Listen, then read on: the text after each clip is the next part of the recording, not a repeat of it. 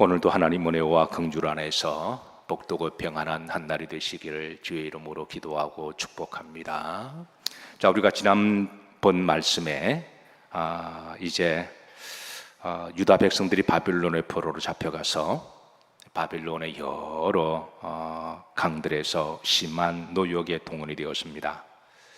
힘들고 입에 단내 나도록 노역을 하다 보니까 사는 게 너무 힘들고 노역이 고통스러워서 저들은 그 강변에서 자주 하나님을 생각하고 또 예루살렘을 생각하고 또 특별히 거룩한 예루살렘에서 저들이 평화의 때에, 평안의 때에 하나님께 예배드리고 찬송하고 또 이런 모습들이 너무나 그립도록 사무쳐서 저들은 많이 울었습니다.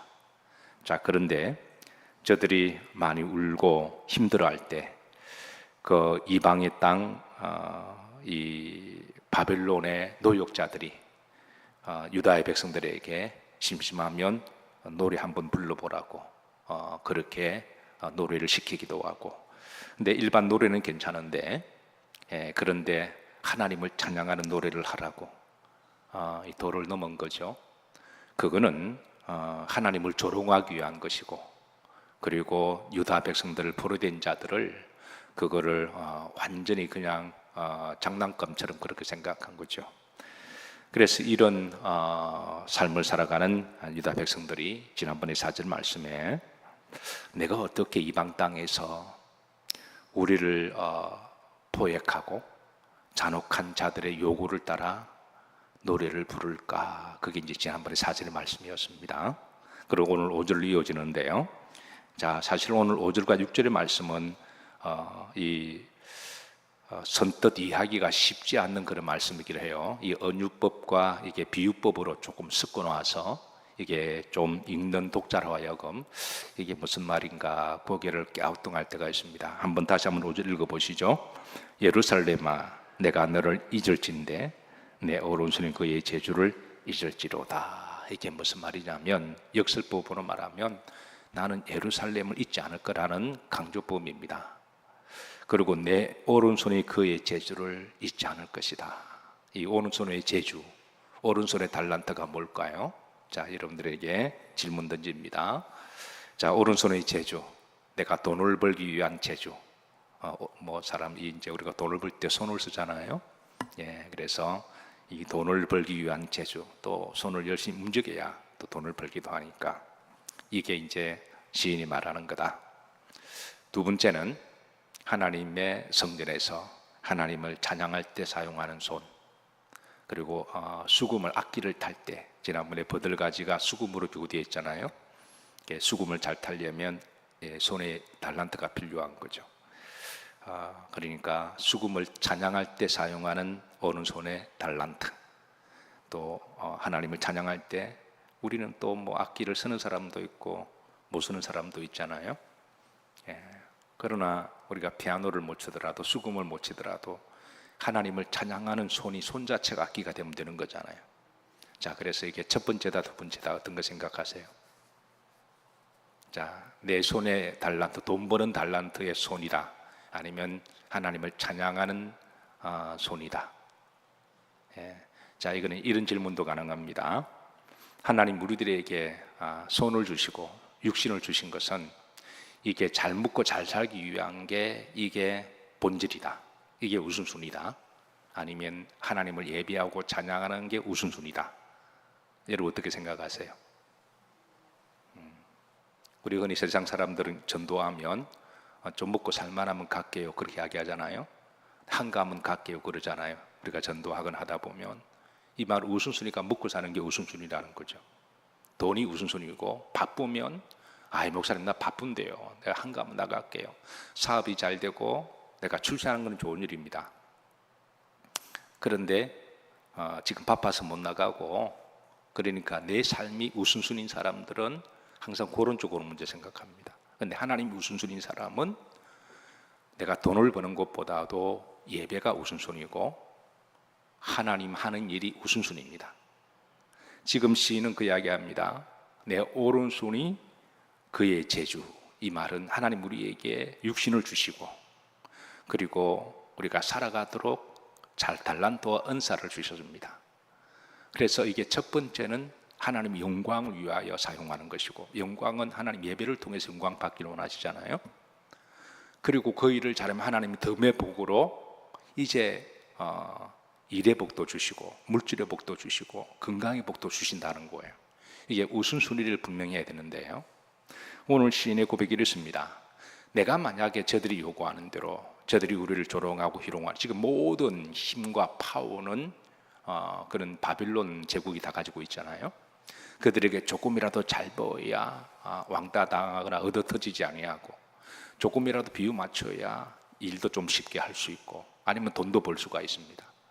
그래서 내가 신앙을 다 잊어버리고, 예루살렘도 잊어버리고, 신앙도 잊어버리고, 찬양도 잊어버리고, 이거 뭐 다 그냥 세상이 바뀌었으니까 저들이 노래 부르라면 부르고, 저들이 하나님을 조롱하는 찬양을 이방 땅에서 노역하다가 막걸리 한 잔 마시면서 노래 일발 장진 그러면 막 춤추면서 이런 식으로 살아가면 당장 살아가는데 내가 이익도 되고 편리임도 받고 돈도 벌 수 있겠지만 매도 안 맞고, 그러면 내가 예루살렘을 잊고 살아간다면 내 오른손이 그의 재주를 잊을, 이 역으로 말하면 하나님은 나를 잊어버리실 것이고, 내가 하나님을 찬양하고 하나님을 예배할 수 있는 거 손의 재주라든가 건강도 내가 잊어버릴 거라는 말입니다. 결국 이 시인의 신앙의 양심의 고백은, 내가 지금 아무리 불의한 이방 땅에서 힘들고 어려운 삶을 살아가지만 내 신앙의 양심의 고백은 이런 가운데도 하나님을 잊지 않아야 할 것이고, 예배와 찬송을 내가 잊지 않아야 할 것이고, 저들이 말한 대로 내가 그렇게 살지 않을 것이라고 하는 신앙 고백입니다. 사실 우리가, 여러분, 하나님 우리에게 이 육신을 주셨을 때 이거는 우리가 불신앙의 도구가 아니라 의의 도구로 하나님 주신 거예요.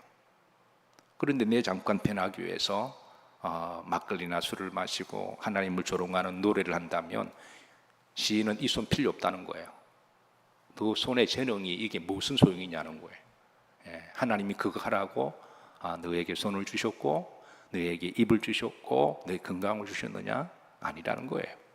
오늘 시인의 고백은 이렇게 결연한 의지를 합니다.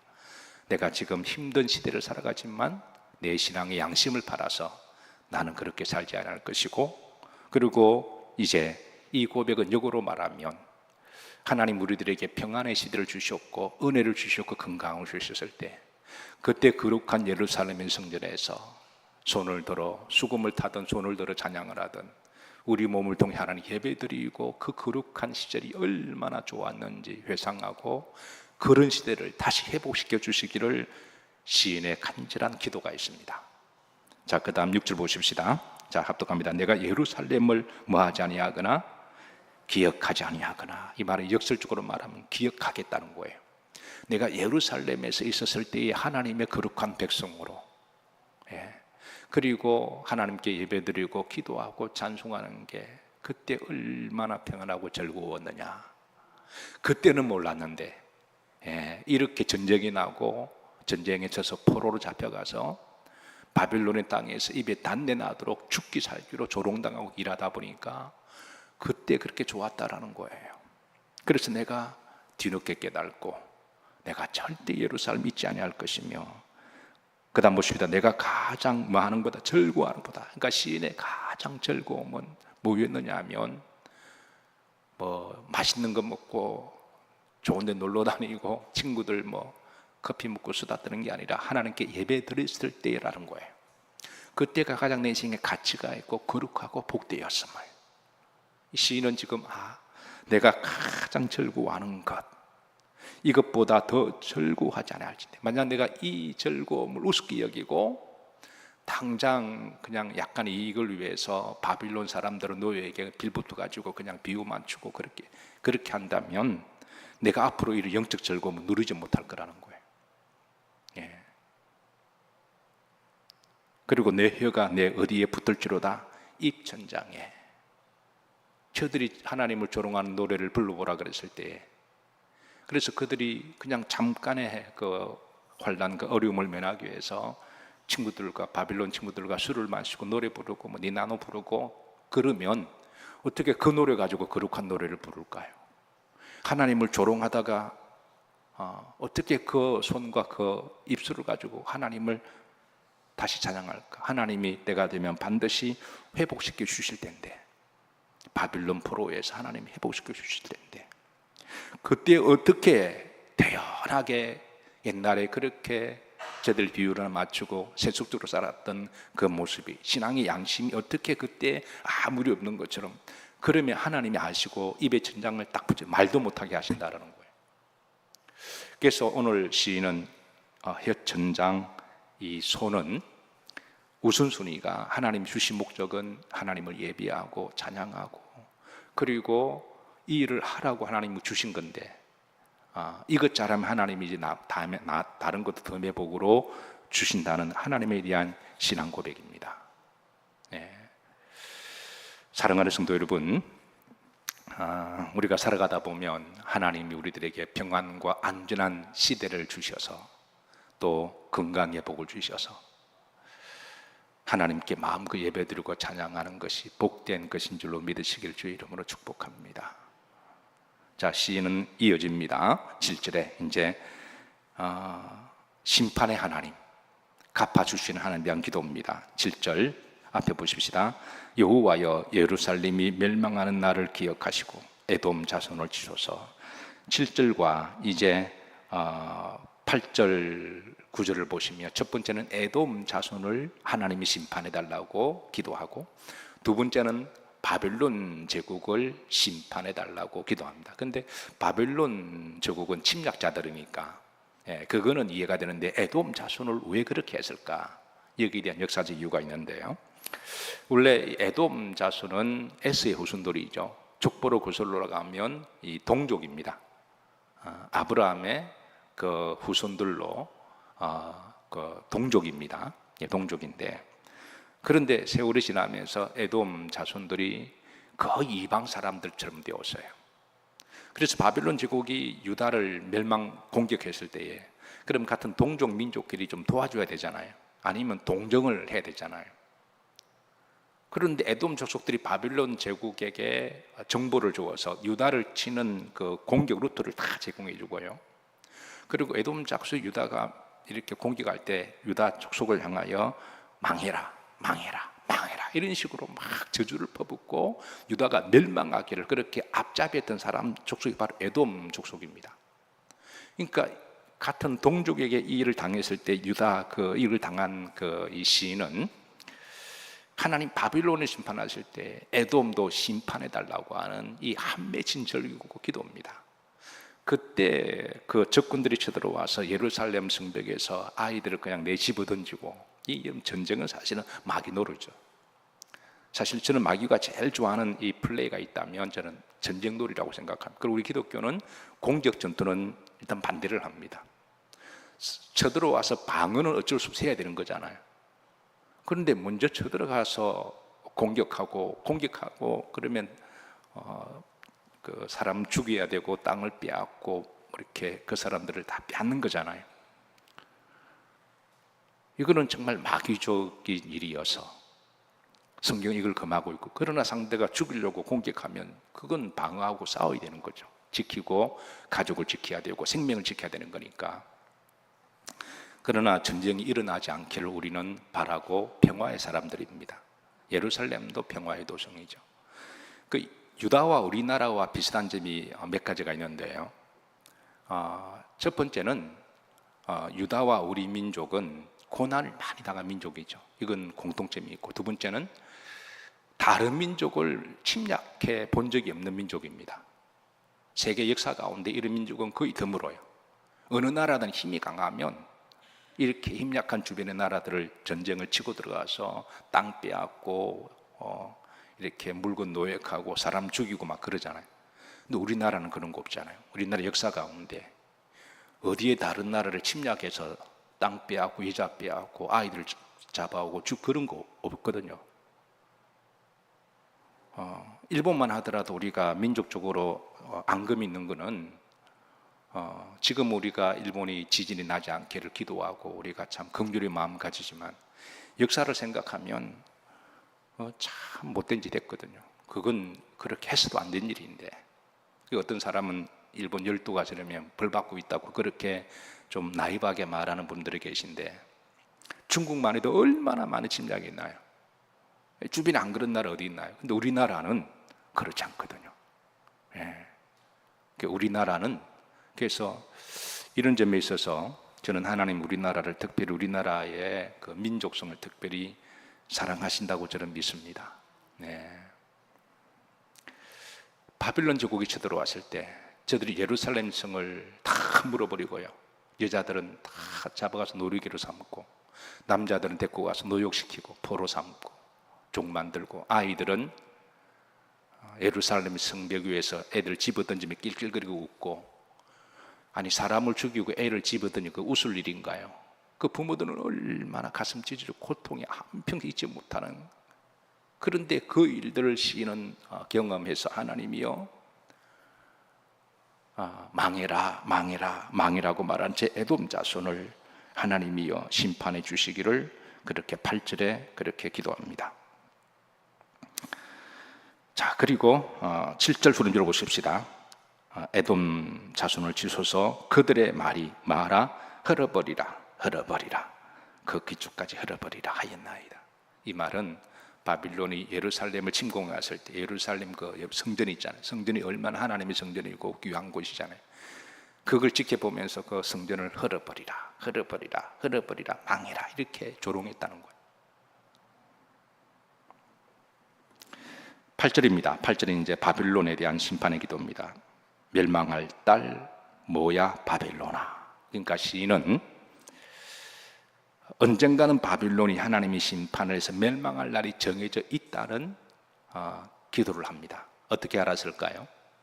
시인이 하나님께 예지력이 많아서, 아니요, 하나님이 이미 주의 종도를 통해서 이사야, 예레미야 이런 주의 종도를 통해서 바빌론이 한때 이렇게 세계를 정복하겠지만 그들의 기간은 70년이다 하나님 정해 주셨거든요. 그러니까 그들의 때가 지나면 하나님이 심판하신다.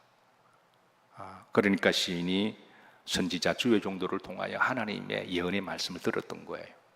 그래서 시인도 그 말씀을 믿습니다. 바빌론은 멸망한다. 멸망할 날이 있다. 그래서 이어서 말합니다. 내가 우리에게 행한 대로, 너희들이 우리에게 행한 대로 내게 갚는 자가 뭐가 있다? 복이 있다. 내게 갚는 자는 근원적으로는 역사를 심판하시는 하나님이십니다. 하나님이 어느 민족을 통해서 바빌론을 멸망시킬지는 모르지만, 어느 민족을 통해서 에돔 족속을 멸망시킬지 모르지만, 역사의 뒤안길 가운데 세월이 지나 보니까 바빌론을 멸망시켰던 제국은 페르시아 제국이잖아요. 그러나 이 페르시아 제국을 움직이는 역사를 심판하시는 분도 하나님이시니까, 그래서 저 바빌론 제국이 지금은 교만하고 떵떵거리지만 하나님이 심판하면 너희들의 행한 대로 그대로 갚을 거다. 그렇게 지금 시인은 기도하죠. 9절에 이야기합니다. 내 어린 것들을 바위에 메어치는 자는 복이 있어요. 어떻게 보면 이게 좀 이해가 안 되는 말인데요, 어떻게 이게 사실 잔혹한 일이거든요. 근데 바빌론 제국이 예루살렘을 침략하고 할 때에 유다의 자녀들을 이렇게 했습니다. 예루살렘 높은 곳 올라가서 그 아이들을, 아니 애들이 무슨 죄가 있다고 애들을 내어쳐요. 그러니까 이런 일을 당한 이 시인의 또 유다의 그 백성들이 하나님이 행한 대로 갚아주실 것이다 라고 하는 그 한 맺힌 자녀를 이렇게 본 그 부모의 그런 고통을 지금 하나님께 피눈물 흘리며 기도하는 거예요.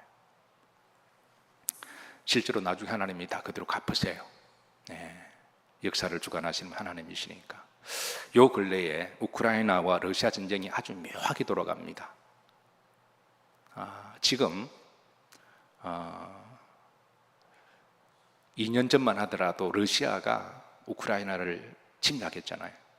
그때에 모든 사람들은, 아니 그렇게 거대한 나라가, 러시아 땅은 우리나라에 비하면 여러분, 남한 땅이 한 150배가 되는 엄청나게 큰 땅이잖아요. 아니, 그 넓은 땅이 뭐가 더 부족해서 그 옆에 있는 가난하고 못 사는 우크라이나 땅을 또 침공해서, 그래서 우리가 2년 전에 그 모습을 보고 보편적 인류의 가치를 생각하는 사람들은 다 안타까워했습니다. 영약하고 침략당해서. 그리고 러시아 병사들이 우크라이나 땅에 탱크를 밀고 들어가서 러시아 병사들이 낄낄거리고 웃고 우크라이나의 국기를 그냥 부숴버리고, 그리고 주민들을 아파트를 대포를 쏴서 그게 그냥 아파트가 파괴가 되고, 이런 모습을 보고 푸틴은 막 어깨 힘주고 힘자랑하고 막 그만하게 굴던, 이런 모습을 보고 일반적인 보편적인 사람들은 가슴 아파하고 우리 함께 기도했습니다. 빨리 우크라이나하고 회복되고 우리 교회도 또 선교도 하고 그랬죠. 다들 그때 사람들이 언제 우크라이나가 이렇게 항복하고 망할까, 도저히 그는 전쟁이 되지도 않는 그런 전쟁이라고 생각했는데, 이게 일주일 전부터 전쟁의 양상이 완전히 이상하게 돌아가고 있습니다. 우크라이나가 이제 역으로 소련 땅에 본국에 진토를 해가지고요, 젤렌스키가 말하기를, 역사를 모르는 사람들은 다소 이상하게 들리지만 러시아가 우크라이나 땅에 들어 했던 그 잔혹한 행위를 우리도 똑같이 갚아주겠다. 그래서 지금 여러분 계속 지금 그 적은 나라가 거대한 러시아와 싸워서 지금 승리하고 있는 그런 소식이 들려오잖아요. 이거 누구도 예상하지 못한 일이거든요. 러시아 사람들은 그때 우크라이나 시민들이 폭격이나 전쟁에서 피눈물 흘리고 울던 그 사람들의 모습 보고 낄낄거리던 그 러시아 군인들과 시민들이 이제는 반대가 돼버린 거예요. 러시아 군인들이 포로로 잡히고 러시아 시민들이 이제는 도망가야 되고, 이 일을 당하면서 젤렌스키가 말하기를 저들도 한번 당해봐야 된다라고 그렇게 선언하고 있습니다. 하루빨리 전쟁이, 어쨌든 전쟁은 좋지 않은 거니까 빨리 어떻게 잘 처리가 되고 종전되기를 우리가 기도하겠지만, 역사를 보면 참 아이러니한 것들이 참 많아요. 러시아가 저렇게 될 줄 누가 알았나요? 저러다가 우크라이나가 정말 모스크바까지 치고 들어가서, 저렇게 되면 그동안 러시아가 어깨에 힘주고 잔뜩 힘주고 그래도 세계 남부터라고 생각했는데, 대단한 나라라고 생각했는데, 이게 뚜껑 열고 보니까 이게 형편없는 나라거든요. 힘도 없고 무기도 그렇고 이게 완전히 그냥 뻥만 친 나라가 돼버렸으니까. 어쨌든 중요한 건 하나님은 행한 대로 갚으시는 하나님이세요. 이게 우리가 역사를 통해 얻는 교훈이고요. 두 번째가 주변에, 요즘 주변을 보면 일본은 또 난리죠. 또 중동 지역도 좀 난리고, 그리고 유라시아 지역에 러시아와 우크라이나 지역도 난리고, 북한도 지금 수해 때문에 난리고, 우리나라 덥기는 하지만 그런 태풍의 잣잔 속에 그래도 우리 대한민국을 하나님이 안전하게 평화하도록 지켜주시는 것은 우리가 전적인 하나님의 은혜인 줄로 믿습니다. 하나님께 감사하시고 기도하십시다. 그리고 또 하나는, 오늘 시인이 하나님이 평안과 안전한 복을 주셨을 때, 그때 하나님 주신 손의 달란트를 가지고, 우리 입술의 달란트를 가지고, 육신의 건강을 가지고 성전에 와서 하나님을 찬양하고 예비하는 것이 내 가장 기쁘고 즐거운 것이라고 고백하고, 그때가 나의 가장 거룩한 시대였고 가장 가치가 있고 복된 시대였다. 이런 시인의 행복한 이런 시간들이 여러분의 믿음 여정 가운데 한평생 함께 하시기를 주의 이름으로 축복합니다.